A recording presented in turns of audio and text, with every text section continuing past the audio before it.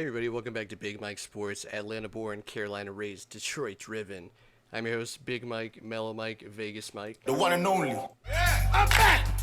And go and hop in that live chat and talk some utter nonsense for...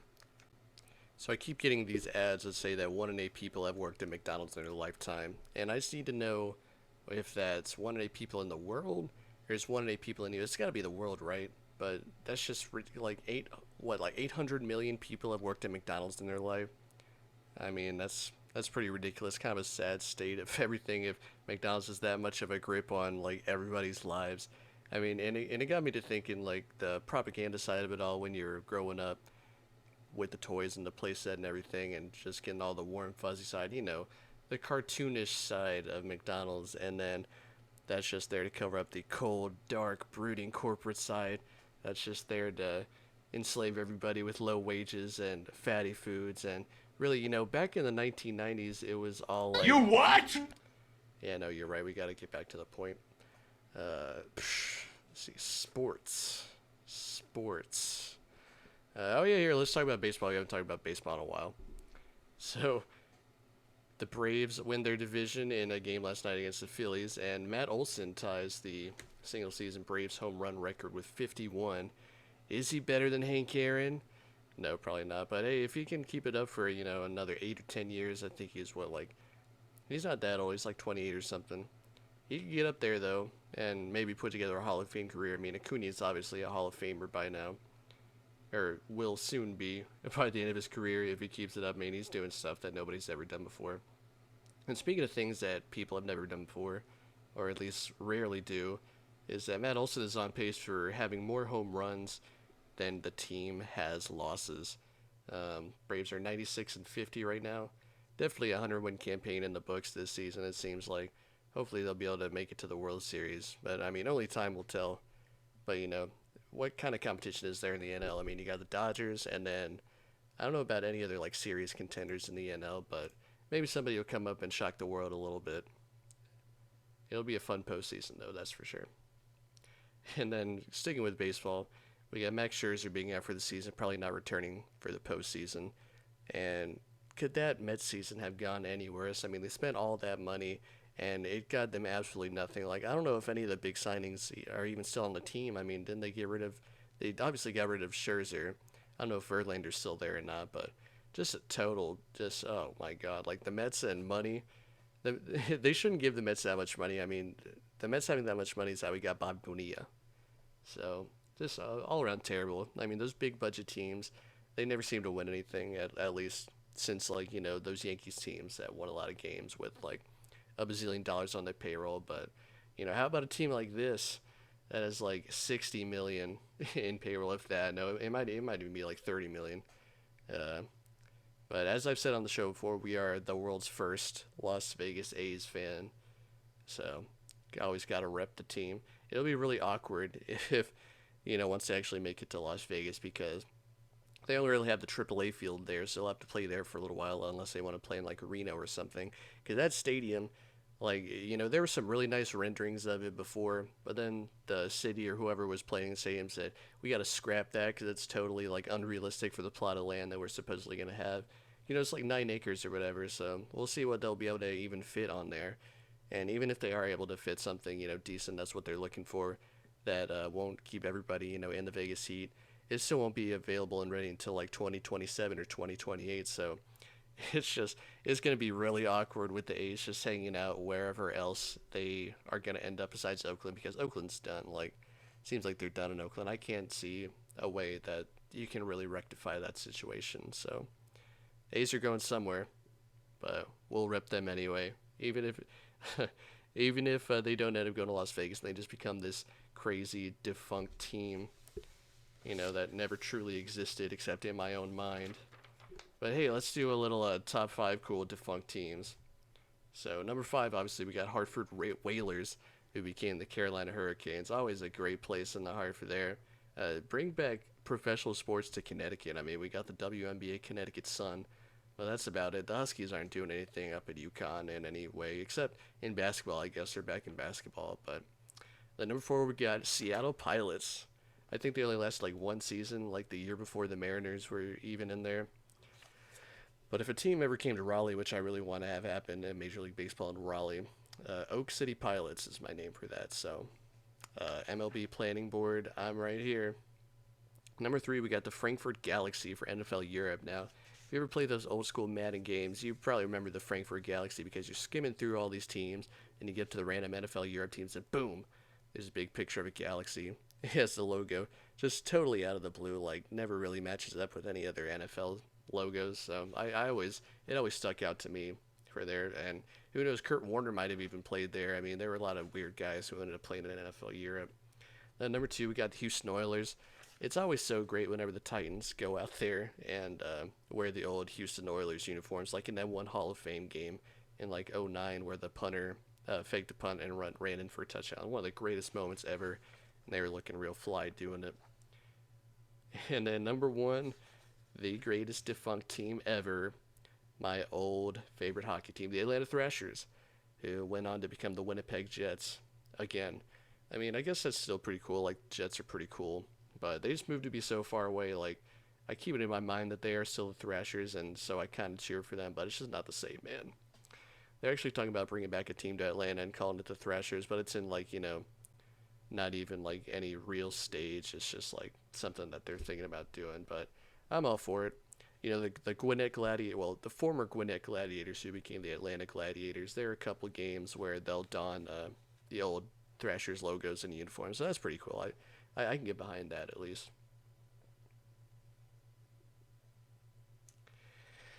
And then, of course, we're still dealing with the fallout from the Aaron Rodgers injury. He posted something to Instagram or something about a post about coming back. He says he will rise yet again. So I guess that means that he's gonna try and come back for next season. I don't know what he has left to prove. I mean, besides just making sure that his career doesn't end like that. But I think it's over. I mean, he'll try and come back and do a little something, but he's just gonna hurt himself again. That's basically my opinion on it. And interesting choice of words, Aaron. I mean, you've flirted with some conspiracy theories and stuff like that before with the whole vax thing, the whole 9/11 thing. Saying that something will rise again, kind of weird. Kind of sounds weird coming from you. Nice shot! It's also moving away from the Rodgers thing is the NFLPA is really making a big push to move all playing surface areas in NFL stadiums from turf to grass, making them all grass. And I do agree with that. I think it should all be grass. I mean, the whole turf thing is such a thing of the past. I mean, it was introduced in like the 80s and 90s to make the game, really pop and make it that much faster. But it's really done more harm than good, I think. I mean, sure, players can get, up to top speed in no time on the turf because it's a pretty solid playing surface, but it's just so thin and there's just concrete right under it. So the amount of guys who've been injured playing on that surface is probably astronomical.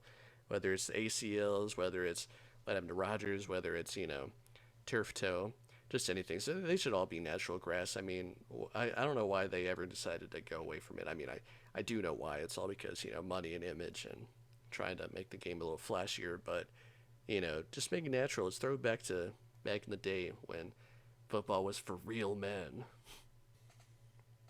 And then that also leads to the Jets' search for a backup quarterback, whether it's going to be, well, okay, so we know who it's not going to be. It's not going to be Kaepernick. They already said that that's not going to happen. It's not going to be Brady. But it could be anybody else. It could be Carson Wentz, for all we know, who's begging any team to take him on as a backup. Really just putting out this really cringy stuff. Begging anybody to take him. It's kind of Kaepernick-ish, if you don't mind the expression there.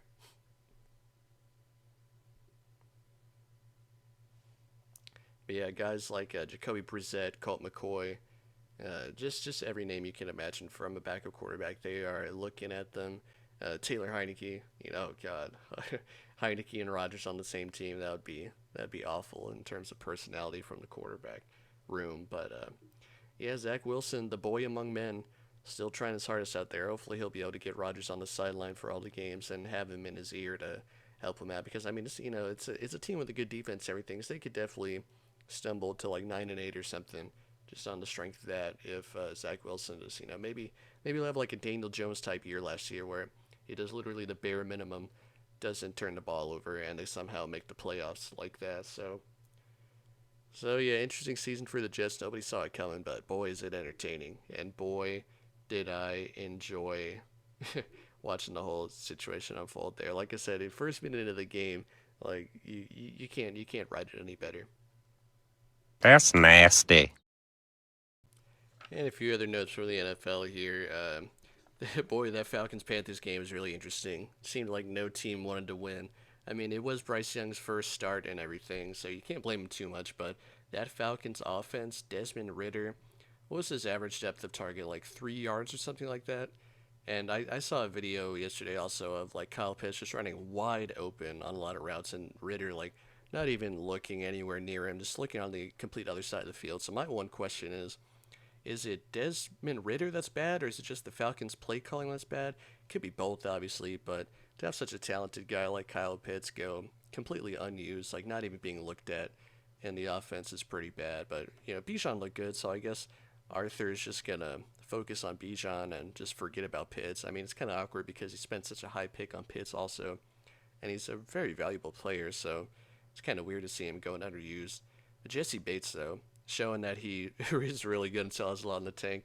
I was really surprised that the Bengals let him go because he was a really key piece on that Super Bowl team, wasn't he? I mean, for all those teams, like he was always one of the best safeties in the league, and he shows that he still is during that game. So interesting to see how the Falcons defense will do. I mean, we know how the offense is going to be bad, but maybe they'll be able to grind some games out. I mean, that's kind of what Arthur Smith wants to do, right? I mean, he wants his team to not lay down for anybody. They're going to be competitive in every game that they're in, so they'll all be low scoring. But some people like that sort of thing with heavy defense. I'm not really one of those people. I like the modern NBA for what it's worth. So offense is cool.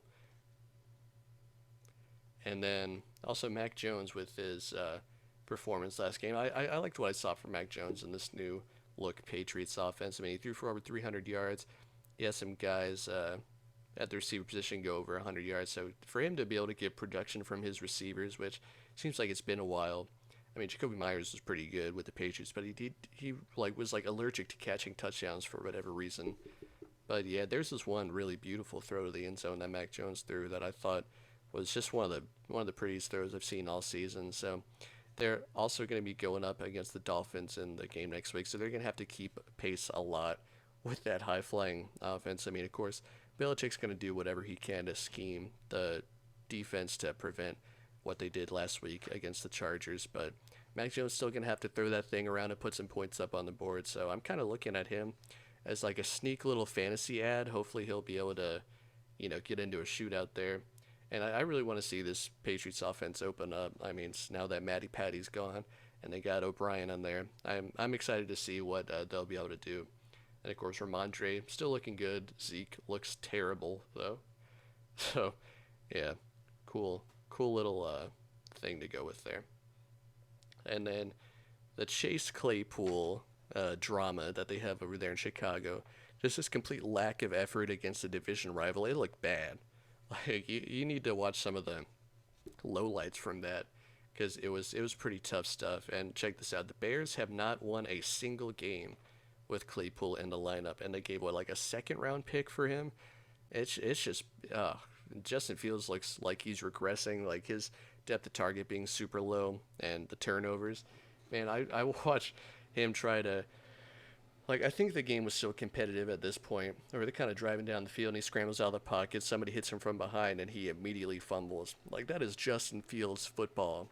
Whoever was trying to defend him and, like, make him seem better than he was during the offseason, as a lot of people really want to do, I don't know why people were really talking up the Bears because they stunk it up and showed who they really were in that week 1 game, but it's just not there right now. I mean, he fumbles all the time. Like, the stat sheet kind of lies where people bring up his stats and they're like, oh, he doesn't throw like that many interceptions, blah blah blah blah. He fumbles like just as many times as he throws picks, if not even more. So dude needs to kind of rein that in. Of course, Josh Allen's having the same problem as we've all seen, but I guess he's more kind of like in a spotlight, so we don't really admit it as much with Fields because Fields is still people's sweetheart right now. But the Bears obviously showed that they don't have it yet. I mean, they spent all that money in the offseason, but they're just not there. So that trendy media pick, I don't know if people were just jealous of the Lions and what they were doing. They wanted to be like contrarian and pick the Bears to kind of do the same thing, but nah, probably like 5 or 6 wins there. And then in a minute, we will get to what we've all been waiting for, and that is a little preview of Week 2 Seahawks at Lions on Sunday afternoon. Be right back. We were somewhere around Barstow, on the edge of the desert, when the drugs began to take hold. The Lions will play the Seahawks at home at Ford Field Sunday afternoon, 1 o'clock. And the Lions are actually like 6-point favorites, which is pretty insane. I mean, Seattle came off a pretty bad loss against the Rams there that nobody really expected, especially with their offense getting shut down like it did. I mean, it was a very high-flying offense last year. And the Seahawks defense gave up a lot, especially in the passing game. I mean, a little bit in the running game, too. They gave up 2 rushing touchdowns to Kyron Williams, but, you know, giving up 100-yard games to guys like Puka Nacua, who I thought would be pretty good as the wide receiver 3 on the Rams, especially with Kupp being out, but I didn't expect that much from Puka. But good waiver wire ad if you haven't gotten him yet. Puka showing out against the Seahawks. And then Geno didn't look very good either. I kind of expected like kind of a, not necessarily a falling off season for Geno, but, you know, definitely cooling down. He had a lot of turnover-worthy plays, like a lot of interceptions that got dropped last season. So definitely expected him to fall back down to earth, but not necessarily to the tune of only 112 yards passing. That's pretty rough, but it's also kind of uncharted territory for Detroit being this big of a favorite this early in the season. And they have the chance to have their first 2-0 start to a season since 2011 when they went to the playoffs the first time behind Stafford's 5,000-yard season. There you go again, referencing the 2011 season. Maybe that means Goff will throw for 5,000 this year. I said it wouldn't happen in the, I believe it was the NFL roster cuts episode where we previewed the Lions season a little bit, but definitely very exciting times and a very nice revenge game for the Lions, as the last time these teams faced, it was a 48-45 barn burner, and that loss to the Seahawks that early in the season is really what kept Detroit out of the playoffs. I mean, they had a little shot at the end of the year with that one Rams game, but it didn't quite fall the way they wanted to. And there's also a little bit more history between these teams, a little more recent history.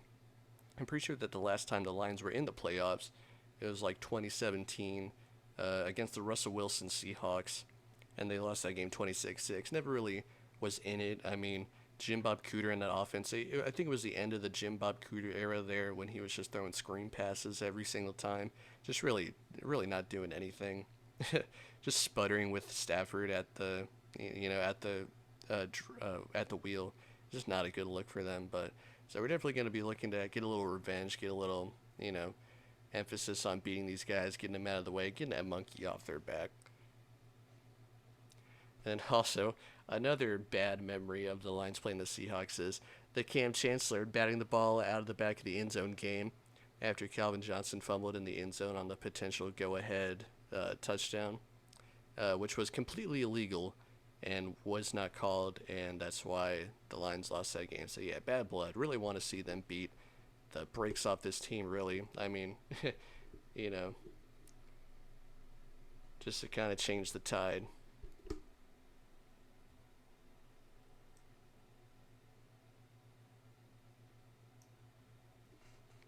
And also a little interesting piece of super recent history is that rookie corner Devin Witherspoon, who the Lions were looking to draft up high in the draft, but the Seahawks ended up taking him right before the Lions were able to do anything about it. So he's got some pop. I think there were questions about whether he'll be able to play in this game because I think he was dealing with a little injury, but that'll be interesting to see him match up with the Lions offense, especially since they're a guy that, or he's a guy that they kind of wanted. And then also the Seahawks starting right tackle, will be out for the game. So we'll have to look out and see who ends up replacing him and who will end up having to face Aiden Hutchinson across the line from him. Ever since he came into the league, Hutchinson has been one of the most feared pass rushers in the NFL, period.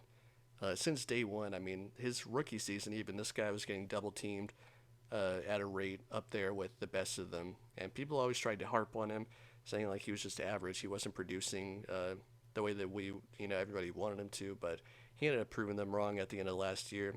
No sacks last week, but plenty of pressures as he's done, throughout his short career. So we'll see if he'll be able to get the quarterback maybe even a couple times in this game. I'm predicting maybe 2 sacks for Hutchinson in this game. I think he'll have a big one.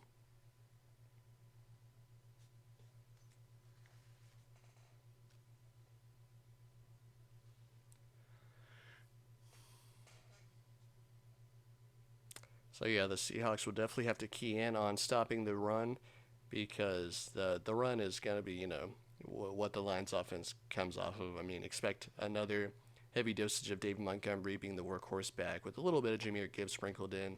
I'm looking at maybe 10 to 15 touches for Jahmyr Gibbs, over 100 all-purpose yards. They didn't really throw it to him a lot last week. He just got his 6 yards a carry on 7 carries in that first game. A lot of sweeps off the edge. So I think they're going to change it up and use him in a little bit of a different way. Maybe throw him the ball a little more. I mean, he's a guy who's going to get comfortable as the season goes on. So they'll get a lot more usage out of him as the season goes on. Hopefully in like an unexpected way. Maybe catch the Seahawks off guard. So really interested in seeing how the running backs do. And then of course the receivers are going to get open on the play action game. So it's not going to be easy for anybody to match up with this Lions offense. And then with the Lions defense playing the way that they did last week, only giving up 6 points in the second half, I'm looking at maybe even like a double-digit margin of victory here. I mean, you don't want to get too high after 1 week, but this is a really pivotal game because it would send the Lions to 2-0, which gives you a very good chance at making a playoff run. But then also the Seahawks are going to be fighting for their lives here because a loss here would set them to 0-2. Not impossible to come back from and make the playoffs, but still very, very difficult. So they're going to be fighting really hard. So we'll see because the Lions are trying to do the whole villain thing. So CJ Gardner-Johnson's tweeting about he wants fans in the stands to be wearing blue ski masks because, they're villains or whatever. So maybe the intimidation of the crowd will be able to, break their spirits in the second half. If this Lions team can become a really strong second half team and really finish out games, they're going to be really dangerous. I mean, in my preseason prediction, I said between 9 and 12 wins. If they win this game in very convincing fashion, that might have to go up to 10 to 13. I mean, the sky's the limit for them, really. They're young, they're hungry, and they have a really great coaching staff. So, very big game for them. Very excited to watch it, and we might even do a little live stream covering them. So, yeah. Keep tabs on that. Yeah! And the Lions are also all the way up at number 6 in the NFL.com power rankings. Probably their highest since, I don't even know when, maybe like 2014 or something like that, after that strong performance against the Chiefs. And, I mean, I agree. I think they're a top 10 team in the NFL. But, you can't always believe the power rankings because that same power rankings also moved the Jets up 1 spot after their win against the Bills to make them the number 9 best team in the NFL. You think the Jets are the number 9 best team in the NFL with Zach Wilson as starting quarterback? I don't know what to tell you. I mean, they're probably like 15 or 16. Like, the defense is really good, but any team that has Zach Wilson as their quarterback, yeah, I don't know. Oh yeah, and then another baseball story that I forget that I haven't mentioned yet. Julio Urias going down for the Dodgers with that whole domestic thing. I did not hit her. I don't know what it is with the Dodgers pitchers and being total hotheads, but in history you got Joe Kelly, who, if you remember, he had that little spat where he was like making faces at somebody or whatever. Can't remember the exact context. I'll have to pull up the video later. And then Brian Wilson, maybe a little bit, that closer. Didn't he come over for a little bit at like the end of his career? I don't know. He was funny mostly, but he had some times where he got kind of crazy with the Giants. And then, of course, the end-all be-all Trevor Bauer, who kind of did the same thing that Urias did here. It's kind of one of the reasons I don't really like the Dodgers, besides like their little rivalry with the Braves a little bit. It's just some of their players just kind of weird like that. I mean, they got some good guys like Freddie and maybe Mookie a little bit, but yeah, definitely some bozo meatheads on the Dodgers sometimes.